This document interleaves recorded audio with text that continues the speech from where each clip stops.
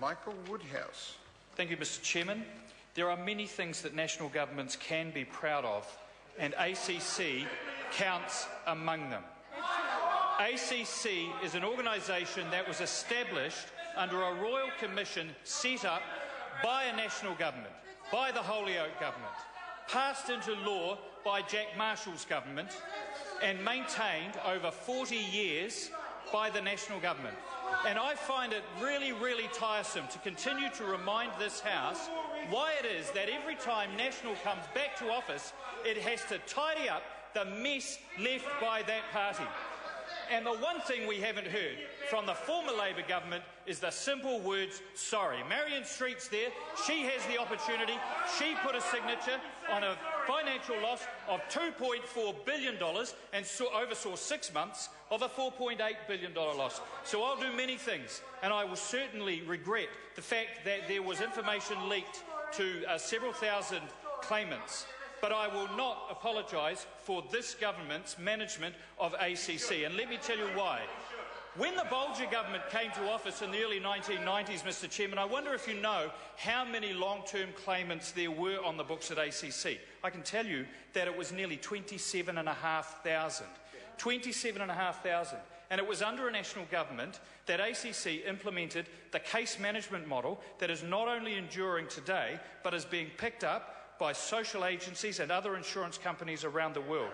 And the impact of that was profound, because at its core, the very first thing ACC is required to do is first prevent injuries, then treat them, then compensate for them. But the most important part of that equation is the rehabilitation model. And rehabilitation, when it works, involves people exiting the scheme. And I think a reduction in the number of people who are long-term ACC claimants is a heck of a good thing. Because when we came in the mid-1990s at 27,500, the case management model was successful in reducing that down into the late 1990s to about 14,000. And then claims continued to reduce. But under the Labor government, how many long-term claimants were reduced? None. They went back up by about 1,000. 100,000 fewer claims and 1,000 extra long-term claimants. I can tell you how that can be, Mr Chairman. It's because ACC under Labor was left to take its eye off the rehabilitation ball. A come one, come all approach. And there's one thing that Mr Robertson did not mention, and no Labor member when discussing ACC has ever mentioned, and that is the other stakeholders to ACC. Because it's not only about the claimants. The important thing is that the scheme is affordable.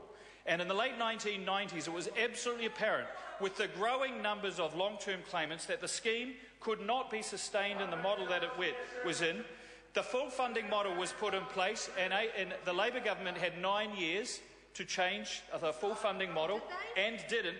But I tell you, the members, what they did do, they allowed rehabilitation rates to drop. And this is very important, because for every 1% drop in rehabilitation rates over a 12-month period, that costs the scheme $500 million.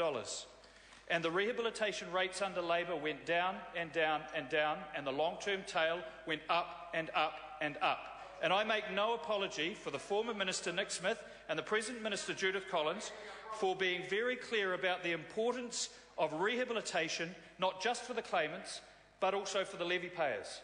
And let's be very clear about that. Any softening of that approach is not only bad for the levy payers, it's very bad for the claimants. We should not be afraid to say to somebody, even who has been out of work for 12 months, and there are difficulties in rehabilitating claimants who have been out of work for a time. But I congratulate case managers for the work that they do.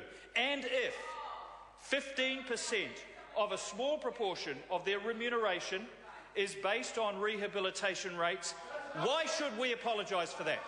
Because 85% of their performance is on other factors, including, I'm quite sure, claimant satisfaction.